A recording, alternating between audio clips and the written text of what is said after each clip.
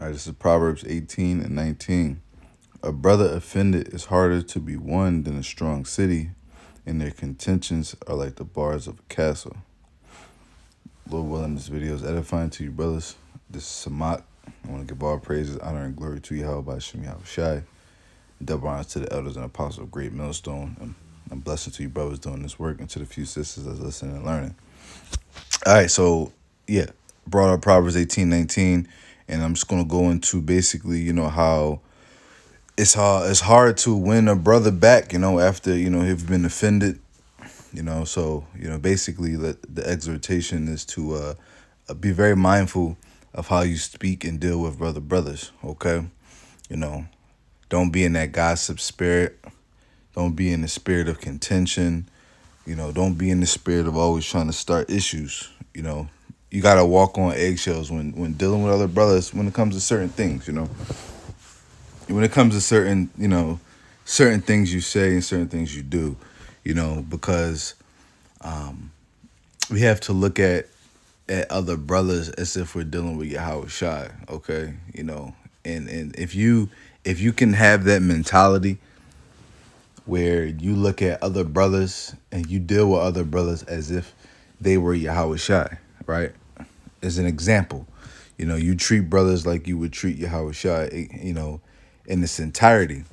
If you can do that, then you're pretty much in a good place to where you're always going to be in good rapport with brothers. You tend to have a lot of charity, which we know that a charity, covers a multitude of sins, right?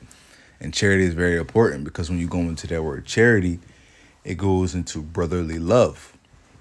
And brotherly love is the second greatest commandment that Yahweh Shai has ordained. He said first and foremost is to worship Yahweh in truth and sincerity, right?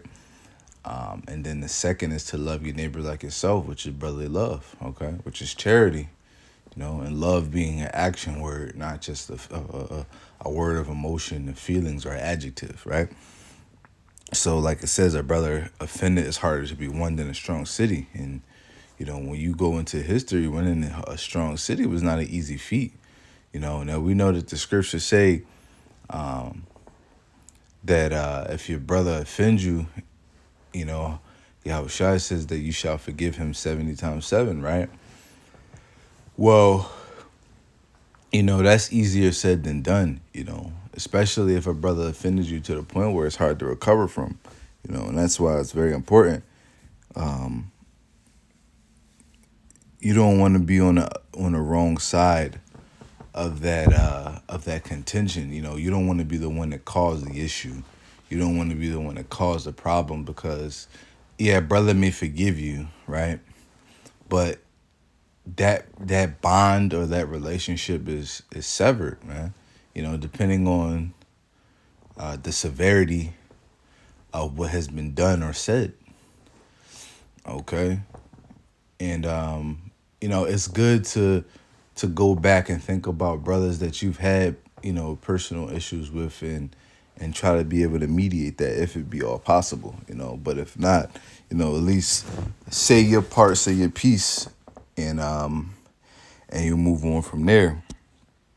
Now, let's go to Proverbs 16 and 32. It says, he that is slow to anger is better than the mighty, and he that ruleth his spirit than he that taketh a city. Right. So, and this could go both ways for either if you're the brother that has caused the attention or you're the brother that has been offended. Be slow to anger, Don't take up a wrathful spirit or anger spirit, and basically don't reciprocate the same energy that was given out to you. You need to be the brother that's going to be, the example of how to handle a situation, because he that ruleth his spirit, go back into the example of taking a city, right? It says this, he that is slow to anger is better than the mighty, and he that ruleth his spirit is better than he that taketh a city. And taking a city and being mighty are two great accomplishments, two great feats, right? But if you're slow to anger and you can rule your spirit, ultimately you're greater and mightier, than those, right? And that's because when you have that level of self control, you know, you're a dangerous man. But also being when you have that level of self control, you tend to be a more honorable man, a man of integrity. You know, someone who people can respect, right? Someone people can count on. You know, people can actually engage and understand that if there was to be an issue, that it would be solved, it would be resolved. You know, because you're that man of respect, integrity, honor. You know, you're slow to wrath. You know, you rule your spirit. You can control your emotions because I like to say there's four things that a man should master. A man in no particular order, but a man should master his spirituality. You know, a man should master his emotional state or his emotions. A man should master his physical health, his body, and a man should master his finances. So specifically going into the emotion and spirituality, those two things, the emotion being ruling your spirit, how you deal with anger, how you deal with wrath, how you deal with all the emotions that your body experiences and how you overcome them, right? And then the spirituality is going by what are your morals, what guides your life, what is your purpose in life, you know? Because like I said, you have to look at every brother as if you're dealing with Yahweh Shai because that's what Yahweh Shai has said. So let's actually go into it. I was just going to get to the point, but I'm actually just going to read down a couple verses just for context.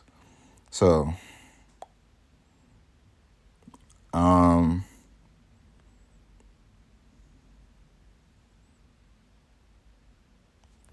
let's start from, let me see. Give me a second.